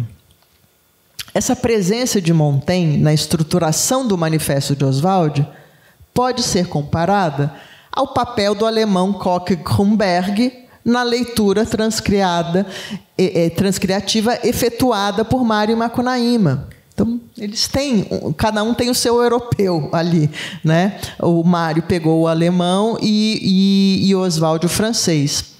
Telê Porto Ancona Lopes exemplifica bem o significado do que estou sugerindo. Telê. Pelos esquemas, junto ao lendário divulgado por Koch-Kronberg, observa-se que a espinha dorsal da narrativa parte realmente de lá. As marcas particulares, cifradas até, que abrem na marginália de Mário de Andrade o percurso da criação literária, consolidam em Von Roraima zum Orinoco uma primeira acepção desse autor, dizendo respeito à apropriação ou transcriação. Ambos os textos, tanto o Manifesto Antropófago como o Macunaíma, estão repletos de apropriações de fontes, citações literárias, trechos de outras obras, referências a personagens históricas, etc. Observe agora como o procedimento dos autores é aparentemente o mesmo, mas a postura diante do material utilizado é totalmente diversa. Enquanto a Carta para as Icamiabas, de Macunaíma, estampa uma sucessão não digerida de frases, trechos de poesia, discursos verborrágicos, citações em língua estrangeira, denominações em latim, citações de autores e obras desentranhados do aprendizado de orelha, o Manifesto Antropófago agencia suas fontes exatamente para atacar criticamente os protagonistas, ridicularizando a lábia do Padre Vieira, a retórica de Anchieta, a Revolução Francesa e sua pobre Declaração dos Direitos do Homem, as figuras de Napoleão, César, Moisés, Goethe, a mãe dos Gracos e a corte de Dom João VI. Parece-me interessante também articular a ideia de diálogo, de texto direcionado a um interlocutor, como é o caso explícito da Carta para as Icamiabas e implícito no Manifesto Antropófago. Sobretudo, destacar que estou falando de dois formatos específicos no campo da literatura, a Carta e o Manifesto. Não são poemas, crônicas ou romances. Temas similares aparecem no Manifesto Antropófago e no Manifesto da poesia pau-brasil. Funcionando como uma espécie de negativo, um outro, a carta e os manifestos espelham-se, na maioria das vezes, em imagens antagônicas entre si. Como uma máscara tirada do molde de gesso vem a ser o modelo desta mesma moldura, o Macunaíma da carta aparenta ser a criatura negativa parida do manifesto de Oswald. O lado doutor, o lado citações, o lado autores conhecidos, Rui Barbosa, um cartola na Senegâmbia, falar difícil. Vou ir para a conclusão. Com este referencial pau-brasil em mente, observo que o Macunaíma da carta para as Icamiabas é o próprio arrivista da língua, querendo usurpar uma cultura letrada que não tem e, simultaneamente, desprezando aquela que poderia ter. Macunaíma erudita tudo na capital e esquece o gavião de penacho da Mata Virgem. Não é, portanto, natural, é um simulacro de erudição e do bacharel.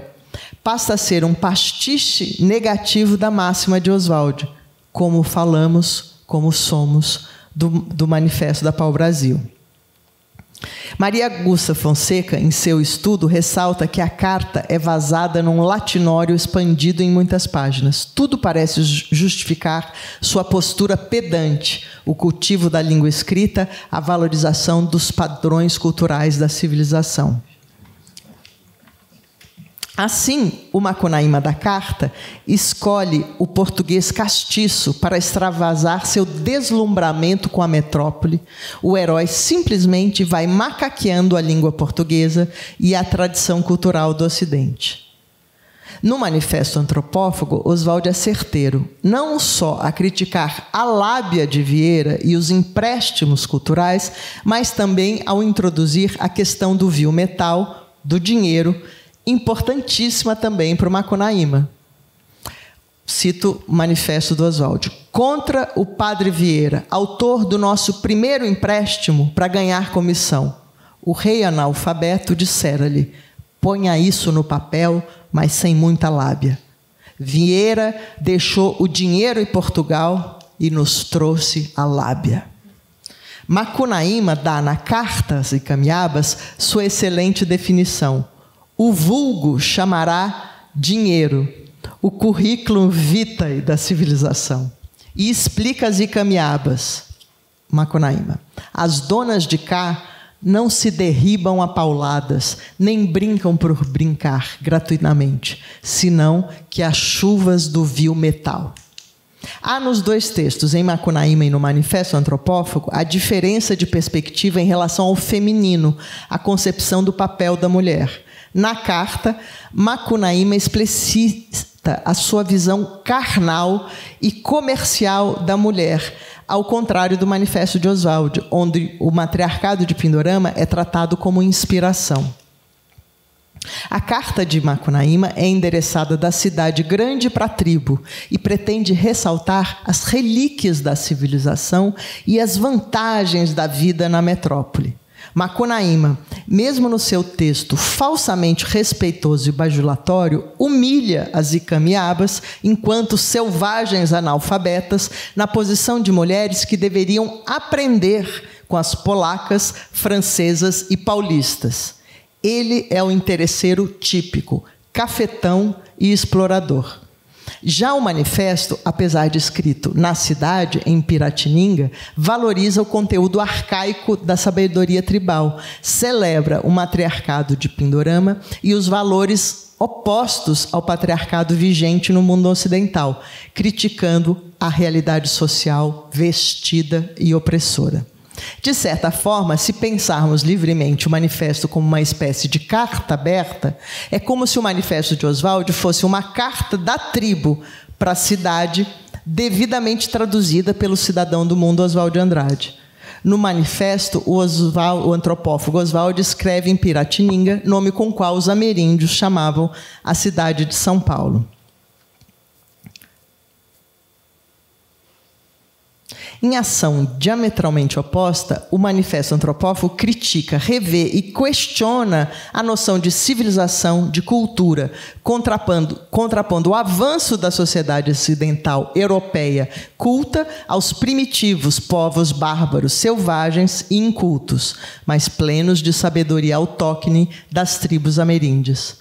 Enquanto o antropófago de Oswald não aceita para si o estigma do colonizado, é um guerreiro forte e vingativo como o Jabuti, o Macunaíma de Mário de Andrade passa a incorporar o desejo social do colonizado de ser um espelho do colonizador europeu. Então, agora eu vou para a conclusão, efetivamente. Eu reitero que este meu ensaio procura mostrar as oposições nos textos de Oswald e Mário enquanto procedimentos estilísticos e não enquanto intenções profundas das obras. Já que no caso de Macunaíma e dos manifestos, estas são complementares, consonantes e harmônicas, no melhor sentido musical. Ao contrário dos que poderiam hoje pensar que Macunaíma é símbolo do Brasil, ou que Oswald propõe o retorno à taba selvagem, estes dois poetas não pretendiam definir o brasileiro, o índio, o caráter nacional, mas sim lidar com a complexidade inerente por trás da constituição de um povo de formação heterogênea. Em carta a Manuel Bandeira, em 7 de novembro de 27, Mário de Andrade esclarece: assim, pondo os pontos nos is, Macunaíma não é símbolo do brasileiro, como Piaimã não é símbolo do italiano. Fecha as aspas. Com Oswald Andrade, que pregou a transformação permanente do tabu em totem, vejo que o herói sem nenhum caráter pode ser lido como um manifesto contra os essencialismos, contra a vocação ocidental que quer categorizar e aprisionar culturas em definições restritivas, como se fosse possível aprisionar e catalogar o que é ser brasileiro.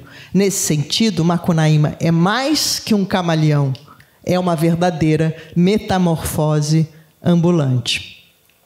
De qualquer forma, não há dúvida de que Oswald é muito Macunaíma. Ressalto que tanto Macunaíma como o antropófago, figuras ícones de seus autores, são arcaicos e modernos, selvagens e tecnológicos, tribais e individualistas, amazônicos e cosmopolistas, tudo ao mesmo tempo. As dicotomias e contradições complementam-se num amálgama original, complexo e mutante, amparados por pesquisas e fontes etnológicas, por estudos antropológicos e citações filosóficas. Ainda assim, as obras de Mário e Oswald não são tratados dogmáticos sobre a cultura nacional. Mário explica bem em carta a Carlos Drummond de Andrade: Macunaíma não tem costumes índios, tem costumes inventados por mim. No caso de Oswald, a mesma liberdade de criação e capacidade de blague é que tomam conta do texto, gerando palimpsestos de manifestos, diversas camadas de intenções, indo da América pré-colombiana ao país do futuro.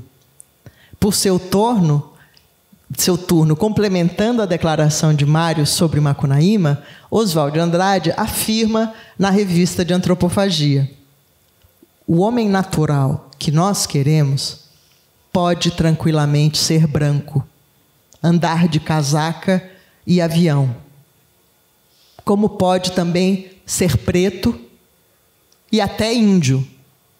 Por isso chamamos antropófago e não totalmente tupi ou pereci. Devorando séculos e conceitos, os poetas sabem que, antes de tudo, trata-se de literatura, criação, fantasia, contrapontos, brincadeiras, mentira, invenção poética.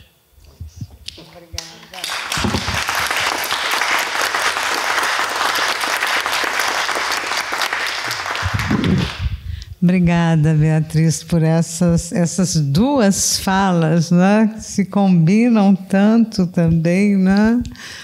a tribo dos Pacás com essa abordagem que você fez aqui, também de Mário Oswald, muito criativa. Então, a mediadora sem relógio gostaria de saber se a gente tem um tempinho para abrir aqui para questões do público.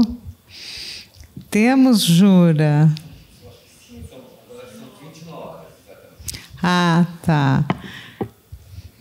Então, se alguém quiser colocar alguma coisa, colocar alguma pergunta. Enfim, assim, o que eu tenho a dizer aqui sobre nossa mesa é que a gente é prova viva, primeiro, da nossa paixão por Mário de Andrade, né? E Oswald de Andrade, enfim, desses autores do modernismo onde a gente bebe tanta coisa, né? E continua... Não é, que continuam nos alimentando. Quer dizer, o que eu acho que é incrível, pensando tanto no teu trabalho, nos teus livros, no que a Gênese vem fazendo e me colocando aí, é essa paixão, né, que faz com que a gente continue se alimentando desses autores. E, então, quanta coisa tem ainda, né, para a gente debater. Eu adoraria continuar aqui o debate, mas acho que nosso horário está assim, no limite. Eu não sei se alguém gostaria de colocar muito brevemente alguma coisa. Oi, boa noite. Só gostaria de saber, por favor, este ensaio da Beatriz, em que contexto ele está escrito, se está publicado ou vai ser publicado? Obrigada, Álvaro. Então, ele vai ser publicado e eu não sei se você estava aqui no começo, eu falei que ele veio na esteira desse livro, Antropofagia, Palimpsesto Selvagem, que foi minha tese de doutorado sobre esse tema, e depois que eu destrinchei o manifesto, eu me vi nesse desejo, nesse movimento de articular tudo que eu tinha aprofundado do manifesto com outros textos, tanto do Oswald de Andrade, no caso, a peça O Rei da Vela, e toda a dramaturgia do Oswald de Andrade, eu retomei aquilo com um olhar perspectivista a partir do Manifesto Antropófago. E aí eu fiz essa noção de espelhamento de utopia e distopia. E aqui também, porque eu acho que a antropofagia ela serve de mote para você reler e lidar com vários textos, não só com os do Oswald, né? É uma teoria filosófica que ela é muito produtiva e interessante para você reler. Então, eu reli o Macunaíma pelo viés do Manifesto Antropófago, né? Então, saiu nesse contexto. E esse ensaio, claro que aqui eu dei uma resumida, né? Mas ele já tem convite para sair numa revista fora do Brasil.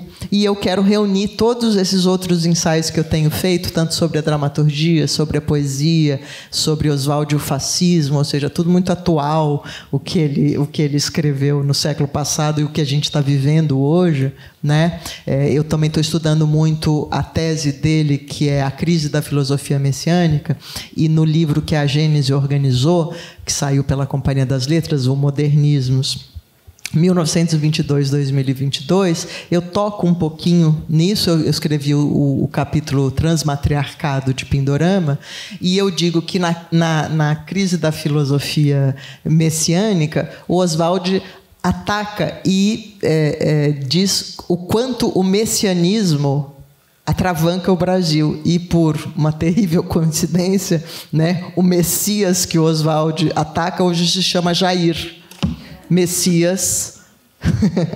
Né? Então, assim, por coincidências trágicas da história do Brasil, tudo que ele fala do patriarcado, do conservadorismo, da extrema-direita retrógrada, que o que está no Rei da Vela, o quanto isso atravanca o Brasil, né, é extremamente atual. E como ele atacou o fascismo, como ele diz que o fascismo está entranhado no Brasil desde a colonização, né?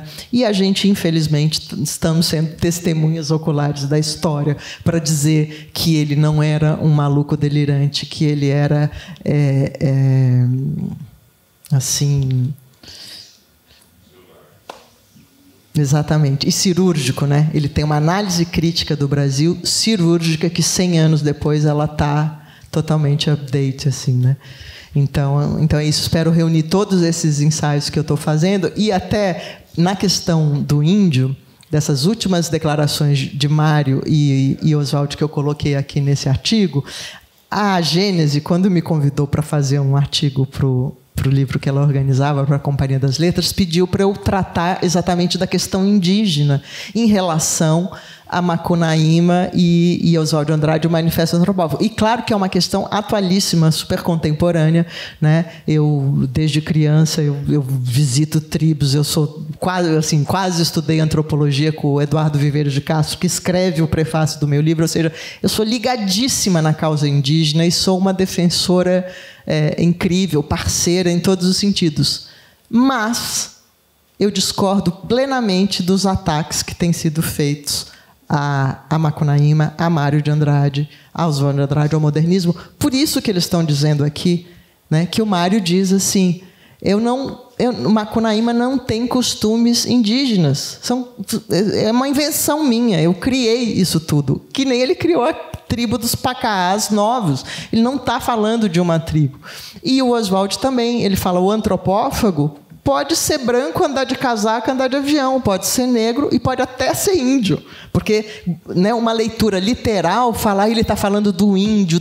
Ele não está falando do índio, ele está falando de um matriarcado de Pindorama utópico em que o Brasil tinha descoberto a felicidade antes da colonização europeia, né? Então, essa crítica de apropriação, né, e uma crítica que quer destruir toda a contribuição do modernismo, né, ou então também como a vertente do Rui Castro, dizendo do Rio de Janeiro, é um fla-flu bobo que não acrescenta nada, joga fora a água suja junto com o bebê, né? Então, eu estou aqui para salvar o bebê dos modernistas. Estamos. Ótimo. Bom, acho que está na hora. Quero agradecer a presença de vocês. Quero dizer que a gente continua amanhã. Amanhã são eles.